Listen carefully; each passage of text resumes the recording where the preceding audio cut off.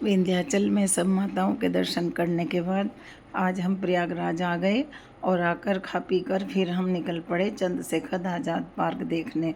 उत्तर प्रदेश के George town क्षेत्र में स्थित शहर का सबसे बड़ा और ऐतिहासिक पार्क है ये। लगभग 133 एकड़ में फैला ये पार्क न केवल अपनी प्राकृतिक सुंदरता और हरियाली के लिए जाना जाता है, बल्कि भारत के स्वतंत्रता संग्राम के गौरवशाली अध्याय का जीवित प्रमाण भी है ये। यहाँ के लोग इसे आज भी कंपनी बाग या अल्फ्रेड पार्क के नाम से पुकारते हैं। इस पार्क का निर्माण ब्रिटिश काल के दौरान 1870 में प्रिंस अल्फ्रेड के प्रयागराज आने की स्मृति में किया गया था। पहले से अल्फ्रेड पार्क कहा जाता था और अंग्रेज़ों से जुड़ा होने के कारण इसे कंपनी बाग का नाम भी मिला था। ये पार्क भारतीय इतिहास में हमेशा के लिए तब अमर हो गया जब 27 फरवरी 1931 को महान क्रांतिकारी चंद्रशेखर आज़ाद को, देखिए यहाँ पर एक ये एरोप्लेन रखा हुआ है इन्होंने। हम यहाँ गए हैं तो हमने देखा, बहुत अच्छा लगता है, देखते हैं, सब फोटो वगैरह कराते हैं यहाँ पर। तो वही बात शुरू करते हैं। चंद्रशेखर आज़ाद को ब्रिटिश पुलिस ने जब यहाँ घेर लिया, 1 घंटे तक भारी गोलाबारी में बहादुरी से लड़ने के बाद जब उनके पास एक गोली बची थी तो वो उन्होंने अपने आप को मारकर और अपना बलिदान कर दिया था। फिर इनका इस पार्क का नाम चंद्रशेखर आज़ाद पार्क रख दिया। पार्क के केंद्र में वह स्थान है बीचों बीच जहाँ पर आज़ाद ने अपना बलिदान किया था, और मैं अभी दिखाऊंगी आपको। इस पार्क के अंदर ही एक बहुत प्रसिद्ध संग्रहालय है। यहाँ पर ऐतिहासिक काल से लेकर आधुनिक काल तक की दुर्लभ कलाकृतियाँ, प्राचीन मूर्तियाँ, टेराकोटा कला और स्वतंत्रता संग्राम से जुड़े कई ऐतिहासिक दस्तावेज व सामग्रियाँ सुरक्षित रखी गई हैं। यहाँ पर एक लाइब्रेरी भी है। 1864 में स्थित यह पुस्तकालय उत्तर प्रदेश के सबसे बड़े पुस्तकालयों में से एक है। इसकी इमारत गांधी स्थापत्य शैली का एक बहुत अद्भुत उदाहरण है, जहाँ तरह तरह की भाषाओं की दुर्लभ पुस्तकों और पांडुलिपियों का विशाल संग्रह है। हालांकि हमें लेट हो गया था तो पहले हम पार्क घूमने लगे तो हम वो अंदर से नहीं देख पाए, और ये पार्क हमने ज़्यादातर दिखाने की कोशिश की आपको। यहाँ पर एक विक्टोरिया मेमोरियल भी है। यहाँ इतावली चूना पत्थर से बना एक और सुंदर छत्र है, जिसे 1906 में महारानी विक्टोरिया को समर्पित किया गया था। इसके नीचे विशाल मूर्ति हुआ करती थी, जिसे बाद में हटा दिया गया। यह पार्क सप्ताहों के 7 दिन सुबह 5 बजे से रात 9 बजे तक खुला रहता है। पार्क में प्रवेश करने के लिए मात्र 5 रुपये की पर्ची कटती है, जो मैंने आपको बाहर से अभी दिखाई थी। जहाँ से एंट्री होती है वहीं से एग्ज़िट भी होता है, और वहीं पर वो 5 रुपये की पर्ची कट जाती है।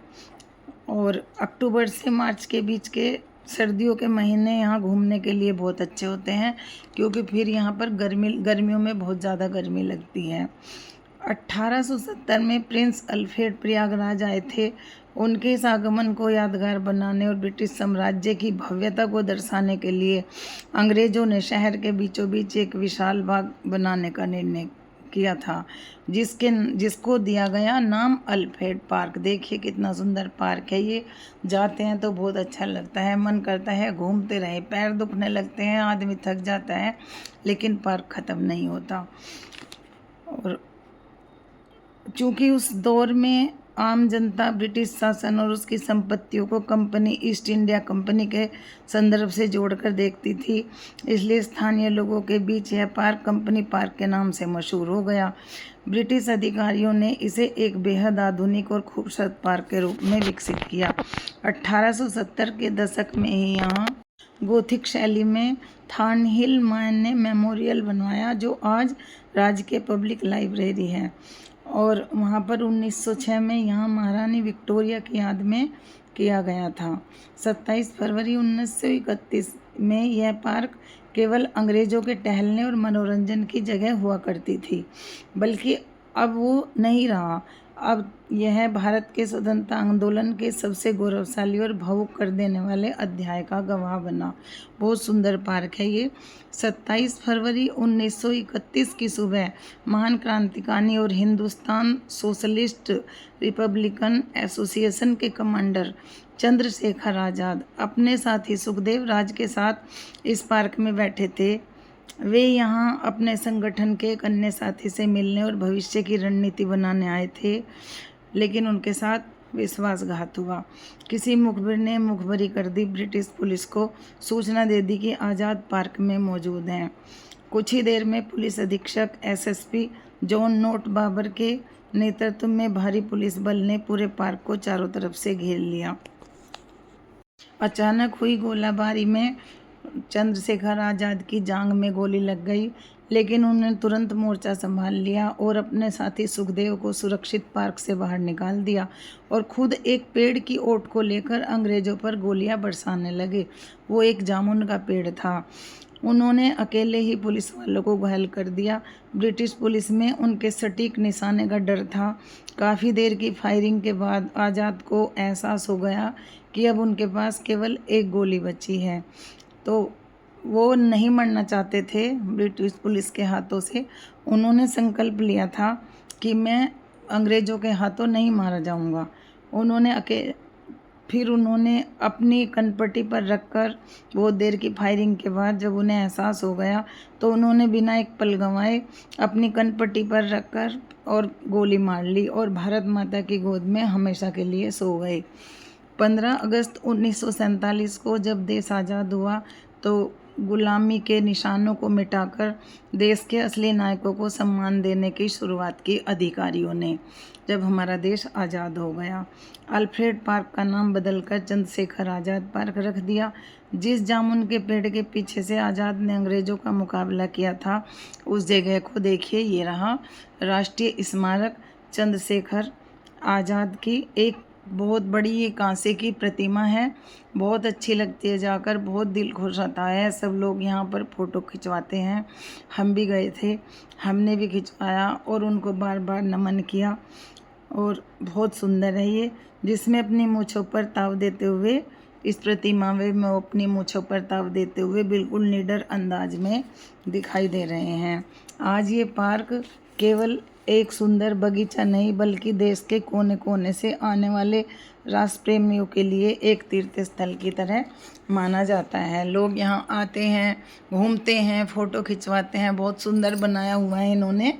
देखिए, ये किसी मेटल के बनाए हुए हैं, प्लास्टिक से हटकर, और ऐसे लगते हैं जैसे कि ये बिल्कुल जीते जागते हों।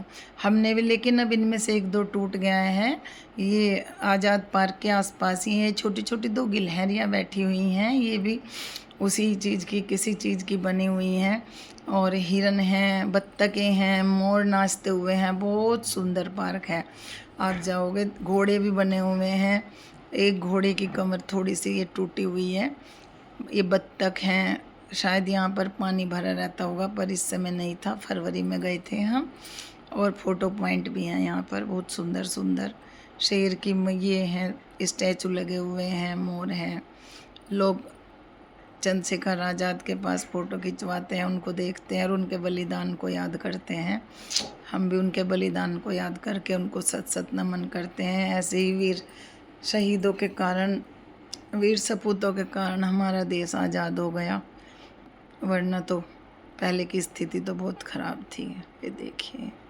और अब ये रात हो गई तो रात में लाइटें जल गई। सब जितने भी यहाँ पर स्टैचू थे, सब के अंदर लाइट जलने लगी और भी सुंदर लगने लगी है। छोटे छोटे खरगोश, गिलहरी। रात हो गई थी तो हम लाइब्रेरी तो नहीं घूम पाए, वो बंद हो चुकी थी। हमें नहीं पता था कि लाइब्रेरी शाम को 6 बजे बंद हो जाती है।